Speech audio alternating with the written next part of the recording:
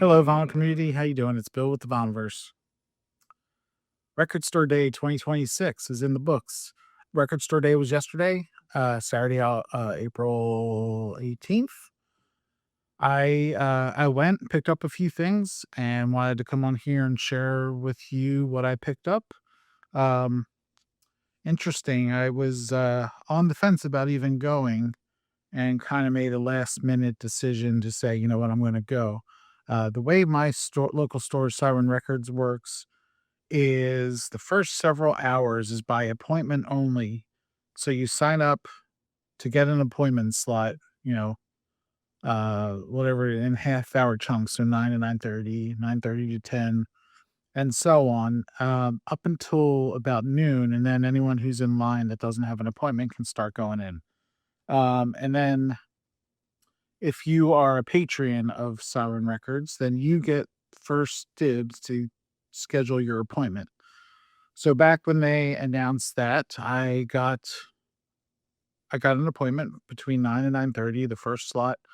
Um, and as we got closer to Record Store Day, I was on the fence if I was gonna go or not. But Saturday morning rolled around and I was like, "You know what? I'm gonna go." And, I parked the car right about 9:05, walked up to the record store and, stood in line for about 20 minutes. There's a good chunk of people there. And then, people were filtering into the store. And then, where I was in line, they just came out and said, anyone else who's still in line that has 9 o'clock appointment, come and get in this other line. So I did that. And, shortly thereafter, I made my way into the store and I knew going in that I had to get in and get out. I wasn't gonna be able to linger around and, dig through the store. So that's basically what happened. I went in, got what I wanted, and got out. The line did move a little slow. It kinda the way they do it, they have a section of the store towards the rear where you kinda snake through, and all the Record Store Day titles are either on a table or within boxes around the perimeter of this section. Um, Being that there was a lot of titles this year, it seemed like a lot more were in boxes, so people were taking their time going through the boxes, and it kind of held up the line. But w- once I made my way to where the RST stuff was, the first box right on the end, as I was walking into the table section, had one of the things I wanted. So I grabbed that, and then as I made my way on the through the table section, nothing else I wanted was near me, but I was looking over to the table next to the table I was at, and I was able to reach over and grab this. It's the Pink Floyd live from Los Angeles Sports Arena, April 26th, 1975. Uh, Going in, I knew I was going to get, or I wanted to get the CD version of this title, being that I knew the record set was going to be pretty pricey. So um, I was happy to get the CD version, no issue with that. Um, so yeah, I reached over, grabbed it out of a little box that also had the 3-inch records that were on sale. So yeah, uh, so Pink Floyd. This is the "Wish You Were Here" tour. There's the cover. That's the inside. There's a booklet here, and the two CDs. Here's one of them for you to look at. And a booklet. So yeah, I haven't been able to listen to this yet. Um Kind of anxious to. But yeah, I was excited to grab this Pink Floyd, April 26, 1975, on CD. So the first thing I grabbed, as I had mentioned, when I was turning the corner to go to the record store day section, um, I could see the boxes lined up, and you can see the colors of the albums. And one was blue, and the guy who I had been chatting with in front of me, he's like, "You wanted that, didn't you?" He's like, "It's in that box right there," which I hadn't looked at yet. So I just reached in and grabbed it, and that was Gong Flying Teapot from 1973. And this is reissue, obviously, for record store day, which going in, I knew I wanted to get this. This was really one of the main ones that I was hoping to get because this is a long time want for me. Um, there's the cover. I've wanted a copy of this for years, and I have never ever come across it in a record store. Um, so I've never picked it up. Um, so when it was announced that this was going to be part of record store day, I knew, yeah, I want to get it. It's Gong from 1973. There's the label, BYG. I think it's Charlie as well. Yeah, Char. Yeah, that's the label. Um, this also has a reproduction of the booklet, which is pretty cool.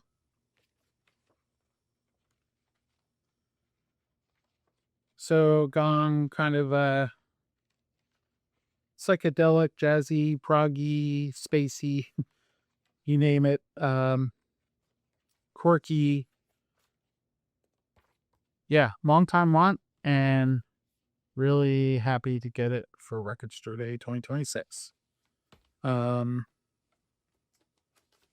always found it kind of interesting on here, the renaming of the band members. For instance, Steve Hillage is Stevie Hillside. Um, so again, there's the inside gatefold. So yeah, Gong, 1973, Flying Teapot with Radio Gnome Invisible Part 1. Okay, and then as we continued up the table, I saw another thing, probably my main want. So I was able to just reach over, the guy standing next to me. I was able to reach around and, by the side of him and pull this out. And that was King Crimson, 1974, Penn State University. So this is a live recording, obviously, from Penn State University in 1974. A little bit of false advertising, being that the final track, 21st Century Schizoid Man, is from Central Park, New York, July 1st, 1974. So a couple days after the Penn State show. I have listened to this one. Really, really enjoyed it. Sounds really good, quiet. Sounded wonderful. So this was a favorite pickup, and probably the main one that I wanted. Even though I'm pretty sure this is a record store day first, which means that it will be coming out with a larger release later on.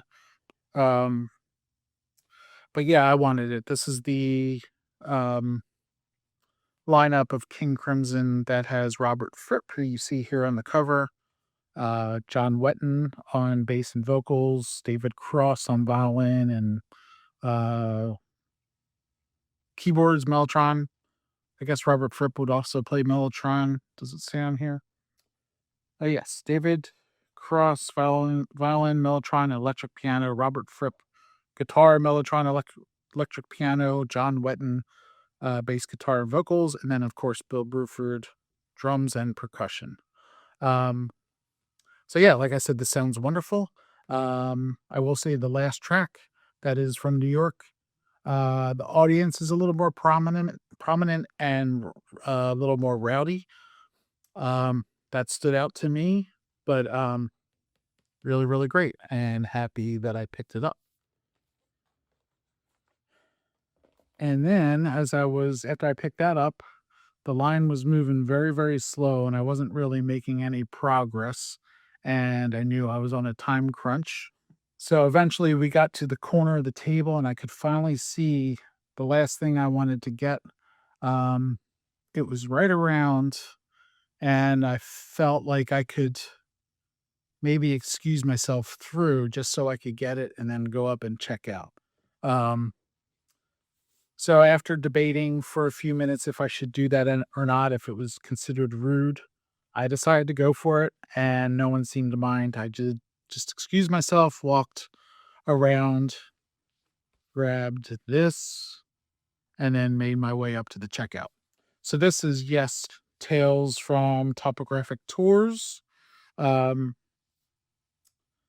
so this is the Tales from Topographic Oceans tour. It's a 3 LP of that concert. So the dates from that it's recorded from is 5 of the tracks are from um, live at Hallen Stadion, Zurich, Switzerland from April 21st, 1974.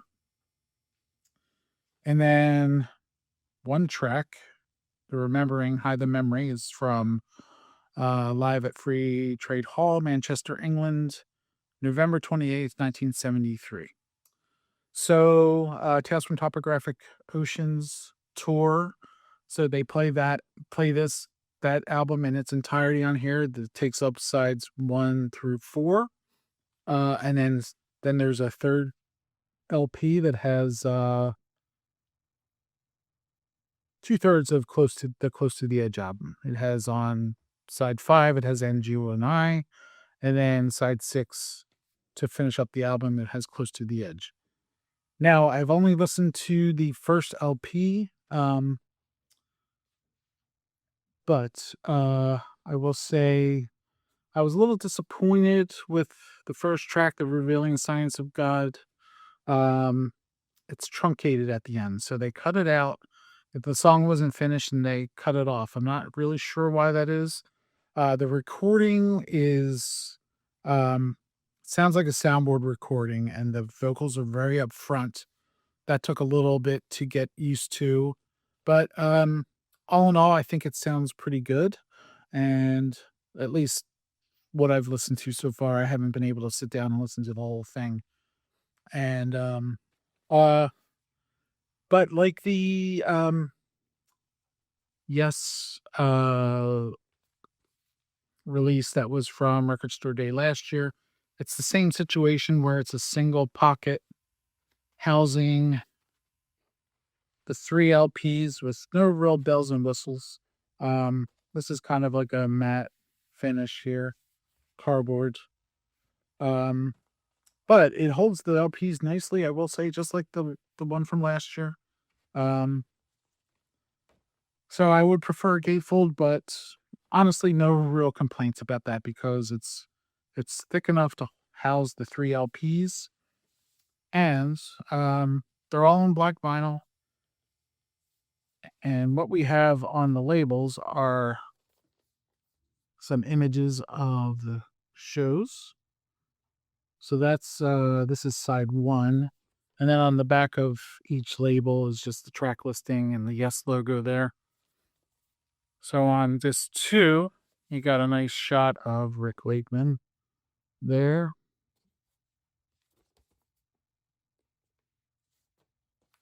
And then the third LP. And these were in nice polyline sleeves, which is a nice nice touch. So no real complaints with the packaging other than I would have preferred a gatefold. Um,